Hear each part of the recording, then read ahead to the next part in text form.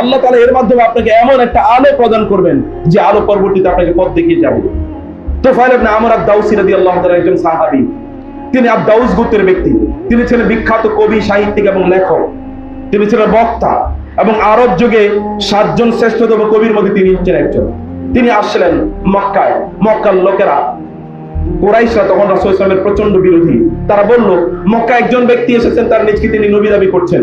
তিনি এমন কিছু কথাবার্তা বলেন যে কথার মধ্যে জাদুর প্রভাব রয়েছে, মানে জাদুকরের মতো আকর্ষণ আছে তার কথার মধ্যে, অতএব তুমি তার কথা শোনো না। তুফাইল ইবনে আমর আদ-দাউসী যখন এই কথা কুরাইশ নেতৃবৃন্দর কাছ থেকে শুনলেন, তিনি ভাবলেন যে সত্যি তো তার কাছ থেকে তাকে দূরে থাকতে হবে।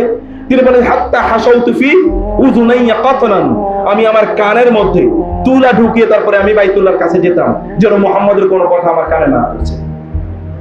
আমি একদিন সেখানে গেলাম, গিয়ে দেখলাম যে একজন ব্যক্তি তিনি দাঁড়িয়ে নামাজ আদায় করছেন। আমি তার নামাজের ভঙ্গিমা দেখে আমার মনে হলো এই লোক কোনোদিন মিথ্যাবাদী হতে পারে না। আমি তার নামাজে দাঁড়ানোর ভঙ্গিমা দেখে, তার রুকু সেজদা দেখে দেখলাম এইরকম তো ইবাদত আমরা করি না, এত মনোযোগের সাথে তো কোনোদিন আমরা ইবাদত করি না। ইবাদতের মধ্যে এত ভালো লাগা, এত ভালোবাসা, এত আন্তরিকতা, এত ইখলাস, এত মনোযোগ, এত কনসেন্ট্রেশন থাকে, এটা তো কোনোদিন দেখি না। এ তো সাধারণ মানুষ না, এই ইবাদতটা তো সাধারণ ইবাদত, এটা একটা ভিন্ন স্টাইলের ইবাদত। আমি এই জন্য ভাবলাম আমি একটু তার কাছে যাই। তার কাছে গিয়ে শুনলাম তিনি যে বিড়বিড় করে যা কিছু পড়ছেন, এটা অসাধারণ একটা জিনিস। আমি ভাবলাম আমি এত বড় একজন কবি, এত বড় একজন সাহিত্যিক, এত বিজ্ঞান, এত বুদ্ধিজীবী, আমি এত বিদ্বান মানুষ, আমি কুরাইশ নেতৃবৃন্দের কথা শুনে তার কথা শোনা বন্ধ করে দিলাম। এটা কেমন কথা হলো? তিনি বলে যে আমি এবার সিদ্ধান্ত নিলাম আমি তার কাছে যাব এবং তার কাছে গিয়ে আমি তার কথাবার্তা শুনবো, তিনি কি বলেন। আমি গেলাম তার কাছে এবং গিয়ে আমি তাকে বললাম, ইয়া মুহাম্মদ, হে মুহাম্মদ, আপনি আসলে মানুষকে কি বলেন আমাকে একটু বলেন তো, আপনি মানুষকে কিসের দাওয়াত দেন? তিনি বলেন, আমি কেবল কোরআনের দাওয়াত দিই। আমি কেবল কিসের দাওয়াত দেই? কোরআনের দাওয়াত দেই। তুফাইল বলেন, আপনি একটু আমাকে শোনান তো। রাসূলুল্লাহ সাল্লাল্লাহু আলাইহি ওয়াসাল্লাম তাকে সূরাতুল ইখলাস এবং সূরাতুল ফালাক শোনালেন। তুফাইল ইবনে আমর এইভাবে নিচের দিকে তাকিয়েছিলেন। যখন তিনি তার মাথাটা উঠালেন, দেখা গেল তার দু চোখগুলো কেবল পানি পড়ছে। তুফাইল বলেন, ইয়া রাসূলুল্লাহ, ইয়া মুহাম্মদ, আপনি কি মানুষকে এই কথাগুলি বলেন? তিনি বলেন, হ্যাঁ, আমি কেবল এই কথাই বলি, আমি তো ভিন্ন কথা বলি না। তিনি বলেন, তাইলে তাড়াতাড়ি আপনি আমাকে মুসলমান বানিয়ে নিন, এর চেয়ে উত্তম কোনো কথা হতে পারে না, আমার জীবনের চেয়ে উত্তম কোনো কথা আমি জীবনেই শুনি না। এবং সাথে সাথে তিনি ইসলাম গ্রহণ করলেন। ইসলাম গ্রহণ করার পর তিনি কিছুদিন রাসূলের সান্নিধ্যে থাকলেন এবং বললেন, ইয়া রাসূলুল্লাহ, আল্লিমনিল কুরআন, আপনি আমাকে কোরআন শিখিয়ে দিন।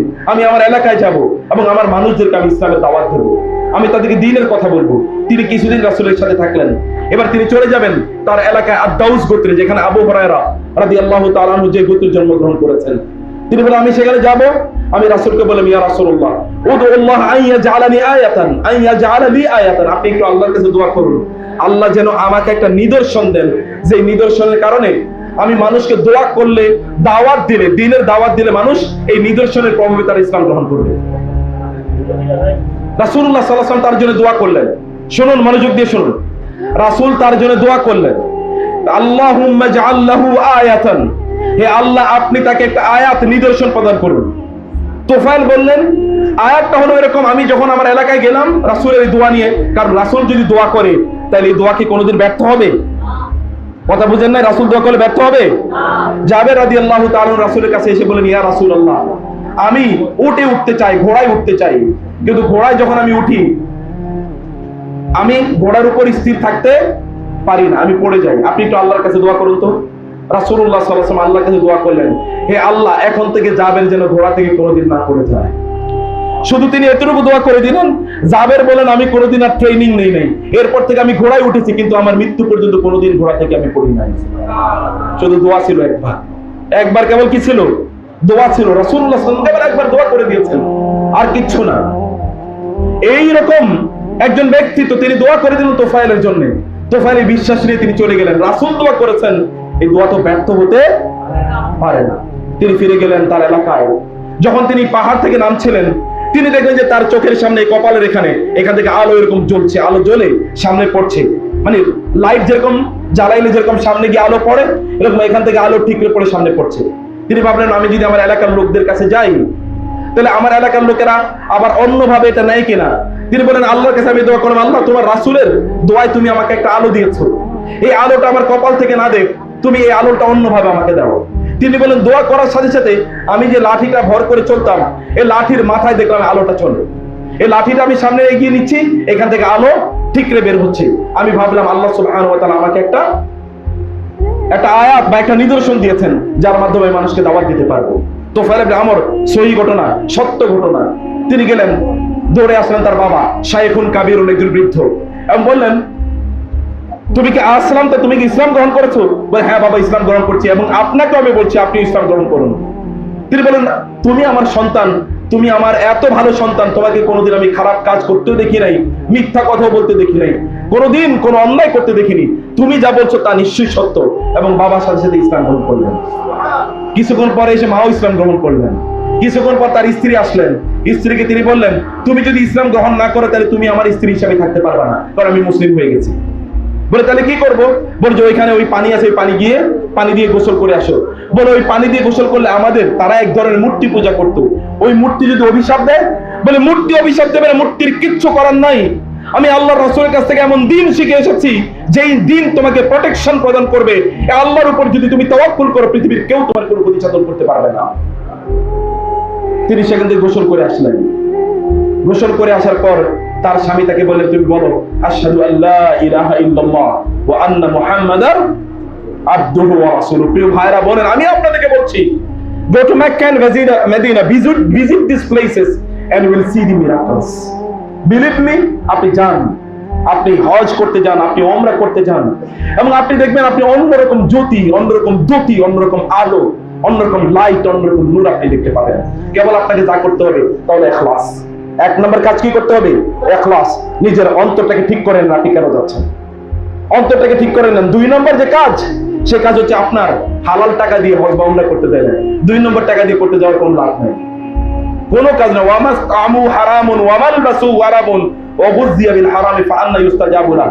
আপনি সেই সাদ ইবনে আবি ওয়াক্কাস রাদিয়াল্লাহু তাআলার নাম শুনেছেন কিনা? 10 জন সাহাবী যাদেরকে জান্নাতের সুসংবাদ দেয়া হয়েছে, তাদের নাম আপনারা জানেন? যাই হোক, আমি সাদ ইবনে আবি ওয়াক্কাসের নাম বলছি।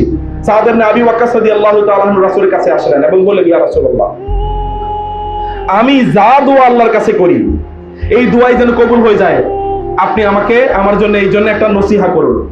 আমি যা দোয়া করব সেই দোয়াই যেন কবুল হয়ে যায়, কি করলে আমার সকল দোয়া কবুল হবে বলেন? রাসূল তাকে কেবল একটা নসিহা করলেন, আতাইবা মা তুআমাকা তাকুন মুস্তাজাবাত দাওয়া। তুমি তোমার ইনকামটাকে হালাল বানাও, তাইলে তুমি যা দোয়া করবে আল্লাহ তাআলা তাই দোয়া কবুল করে নেবেন। বুঝেন নাই কথা?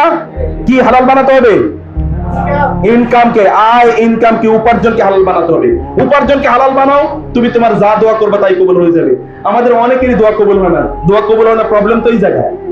ইনকাম তো হালাল না, খান যা তা তো হালাল খান না, অথবা যা উপার্জন করি তা তো আমি হালাল উপার্জন করি না। জাস্ট তোমার ইনকামটাকে মেক ইউর ইনকাম হালাল and all of your prayers and appeals will be immediately granted and accepted by Allah. That has been said by the Prophet sallallahu alaihi wasallam to Sa'd ibn Mu'adh, Sa'd ibn Abi Waqqas radiyallahu ta'ala anhu. আমি তার দুটো গল্প বলছি আপনাদেরকে। একটা হচ্ছে ওমর রাদিয়াল্লাহু তাআলা তাকে একটা জায়গায়, ইরাকের একটা জায়গায় তাকে গভর্নর হিসেবে নিয়োগ করলেন, ওমর যখন খলিফা। তার বিরুদ্ধে, এই সা'দ ইবনে আবি ওয়াক্কাসের বিরুদ্ধে লোকেরা অভিযোগ দিল, একটা মিথ্যা অভিযোগ দিল। গভর্নর অবস্থায় তিনি নাকি ঠিকমতো মানুষের সাথে ফয়সালা করেন না, বিচার আচার করেন না, গনিমতের মালগুলো ঠিক মতো বন্টন করে দেন না, এবং যখন বন্টন করে দেন তখন সমানভাবে বন্টন করে দেন না। এই তিনটে অভিযোগ তার বিরুদ্ধে দিয়েছে। সা'দ ইবনে আবি ওয়াক্কাস কেবল দাঁড়িয়ে, ওই যেই ব্যক্তি এই কথাটি বলেছে, কেউ তার বিরুদ্ধে কোনো অভিযোগ দেয় নাই। বিশাল এরকম একটা আয়োজন, এই আয়োজনে কেউ তার বিরুদ্ধে অভিযোগ দেয় না। Everyone said that he is a nice man, he is the most beautiful man we have seen ever. আমরা এরকম ভালো লোক আর কোথাও দেখি না, এত ভালো লোক। কিন্তু একজন কেবলমাত্র দাঁড়িয়ে বলল, দাঁড়িয়ে তার বিরুদ্ধে অভিযোগ দিল, তিনটা অভিযোগ।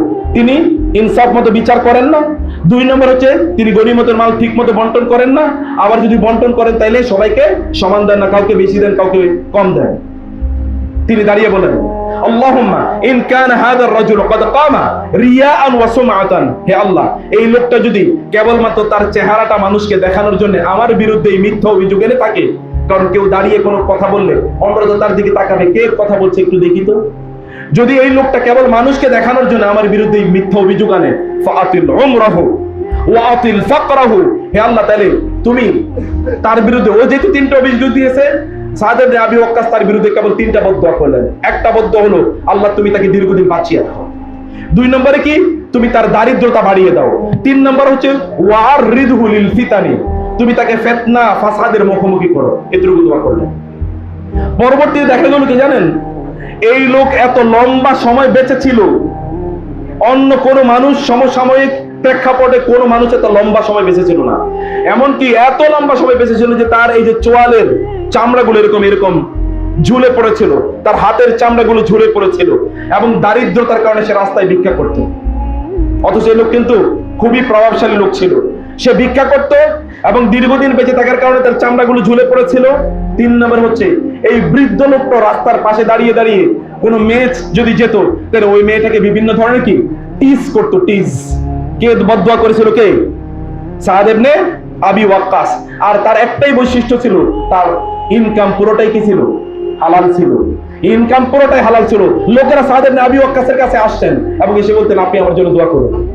এবং যেই যেত তার জন্য তিনি দোয়া করলে, তিনি যাই দোয়া করতো ওই লোক ভালো হয়ে যেত, অথবা ওই লোকের ওই দোয়াটাই কবুল হয়ে যেত সাদ ইবনে আবি ওয়াক্কাস দোয়া করলে।